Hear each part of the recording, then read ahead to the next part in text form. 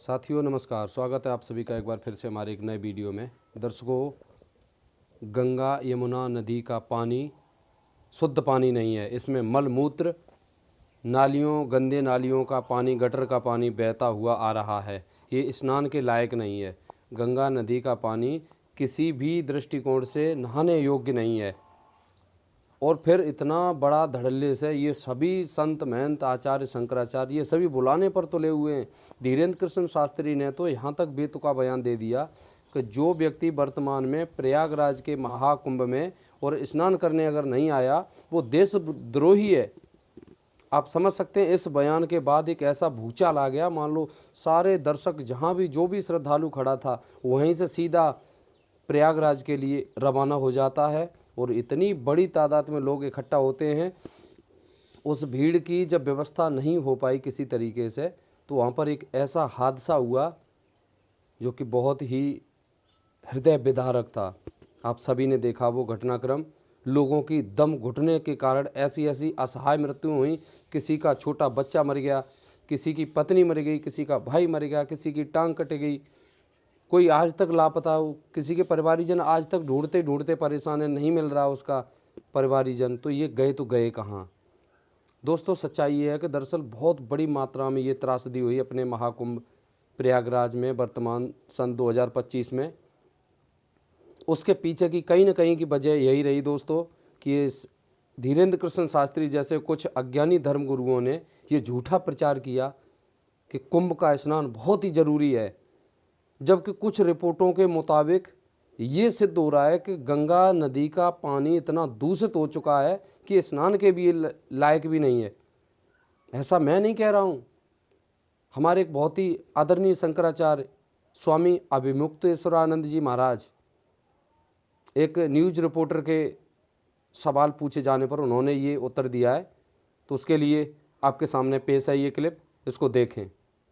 40 से 50 करोड़ के बीच में लोगों को वहां पर स्नान कराया जा रहा है। कहा जा रहा है कि हमने बहुत सारी व्यवस्था कर दी, पूरे विश्व में डंका पीटा जा रहा है, लेकिन जो मूल आवश्यकता थी लोगों को स्नान के लिए शुद्ध गंगा यमुना की धारा का जल, वो व्यवस्था तो नहीं हो पाई। पूरा मेला बीत गया। हम लोग अब वहां से निकल करके दूसरे जगहों में आके दूसरे कार्यों में लग गए, लेकिन जो शुद्ध जल लोगों को उपलब्ध होना चाहिए था वो नहीं मिला। ये बात नेशनल ग्रीन ट्रिब्यूनल ने कुंभ के आरंभ होने के पहले ही बता दी थी कि जो आख्याएं आई हैं उनके अनुसार गंगा यमुना की जो धाराएं हैं वो स्नान और आचमन के योग्य भौतिक रूप से नहीं हैं। उन्होंने कुछ निर्देश भी जारी किए थे कि ये कार्य आप करिए। विशेष करके जो नाले गिर रहे थे शहरी मलजल के, उनके बारे में कहा था कि इनको आप दूर करिए शुद्ध जल, ताकि लोगों को स्नान के लिए उपलब्ध हो सके। व्यवस्था कर दी।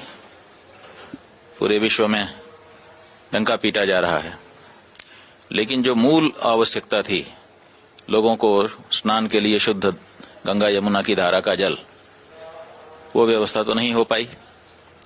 जब हम कुंभ स्नान के लिए प्रयाग क्षेत्र में गए तो हमसे लोगों ने पूछा कि बड़ी व्यवस्था है, आप क्या कह रहे हैं। हमने कहा भाई व्यवस्था के लिए तो हम आए नहीं हैं। हाँ, एक व्यवस्था जरूर हमको चाहिए और हर प्रयाग के आने वाले के लिए चाहिए, और वो ये है कि उसको शुद्ध जल की धारा मिल जाए जिसमें वो डुबकी लगा सके। एनजीटी ने कहा है, अखबारों में छपा है कि स्नान और आचमन योग्य जल नहीं है। तो इस बारे में हमारा ये अनुरोध है यहाँ की सरकार से भी और माघ मेला के अधिकारियों से भी, कुंभ मेला अधिकारियों से भी, कि वे हर घाट से सैंपलिंग करवा करके रोज की रोज रिपोर्ट सार्वजनिक करें कि शुद्ध जल है स्नान का।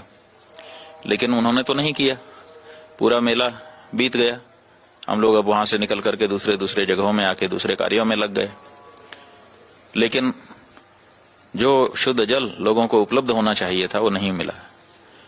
हमारे साथ के बहुत से ऐसे लोग जो काम में लगे रहे, समय समय पर मौका देख करके स्नान के लिए जाते थे, कई लोग उसमें वापस आ गए, वीडियो बना के लाते थे हमारे लिए कि ये देखिए सीधे मल जल बाहर जा रहा है, ऐसी गंदगी एकदम साक्षात आंखों में दिखाई दे रही है, हम कैसे नहा लें।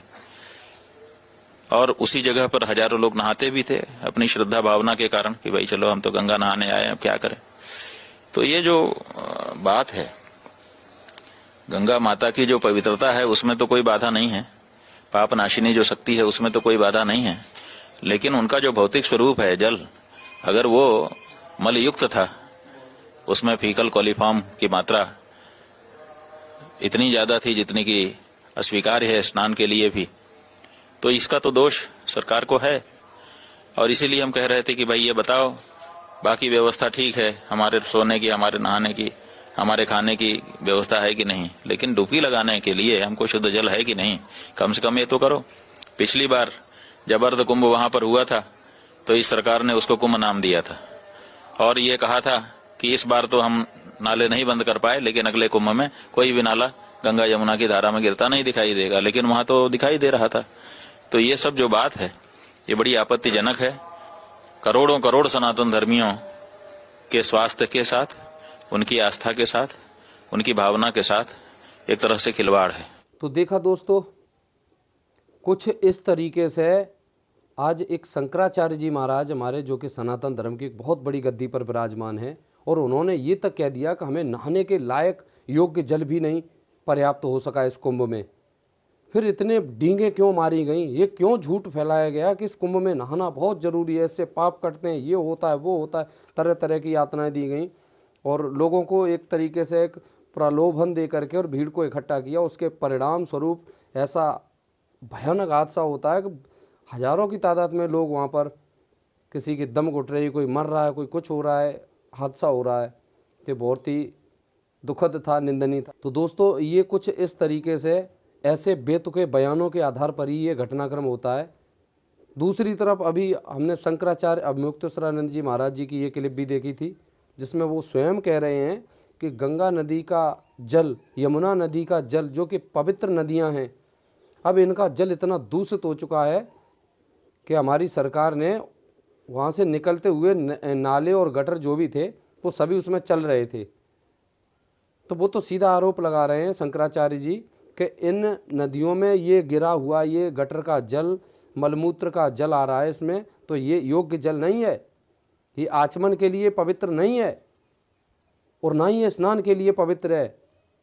तो ये शंकराचार्य जी महाराज का बयान एक तरीके से हमें ऐसा प्रतीत हो रहा है कि अधूरी तैयारियों के साथ ही हमारा महाकुंभ 2025 का आयोजन हुआ। दोस्तों, संत रामपाल जी महाराज, जो कि आज हमारे हिंदुस्तान के एक बहुत बड़ी उच्च कोटि संतों में से अव्वल नंबर पर आज पहुंच चुके हैं। संत जी का कहना है कि किसी भी दृष्टिकोण से गंगा नहाने मात्र से आपका मोक्ष संभव नहीं है। आप अगर सोचें कि गंगा जी के स्नान करने मात्र से हमारी मुक्ति हो जाएगी, हमारा उद्धार हो जाएगा, तो ये बिल्कुल गलत है। इसका वो घोर विरोध करते हैं संत रामपाल जी महाराज। वो तो सीधा कहते हैं कि नहाए धोने से, अगर गंगा जी के स्नान करने से अगर आपके पाप कट जाते हो तो एक तरफ आप पाप करके आओ, दूसरी तरफ आके गंगा जी में एक डुबकी लगा लो।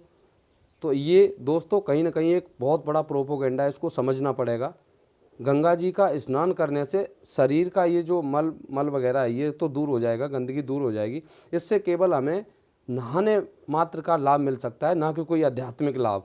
ऐसा संत रामपाल जी महाराज अपने सत्संग प्रवचनों में दिन प्रतिदिन बताते चले आ रहे हैं और उनसे आज करोड़ों की तादाद में लोग रोजाना नाम दीक्षा लेकर के और इस भक्ति मार्ग को स्वीकार कर रहे हैं। आपसे प्रार्थना, अधिक जानकारी के लिए आप भी संत रामपाल जी महाराज जी का सत्संग सुने। साधना टीवी चैनल पर हर रोज़ शाम 7:30 बजे से 8:30 बजे तक आता है। चलते हैं दोस्तों, मिलेंगे फिर किसी अगले वीडियो में। तब तक के लिए आप हमारे चैनल से जुड़े रहिए। नमस्कार।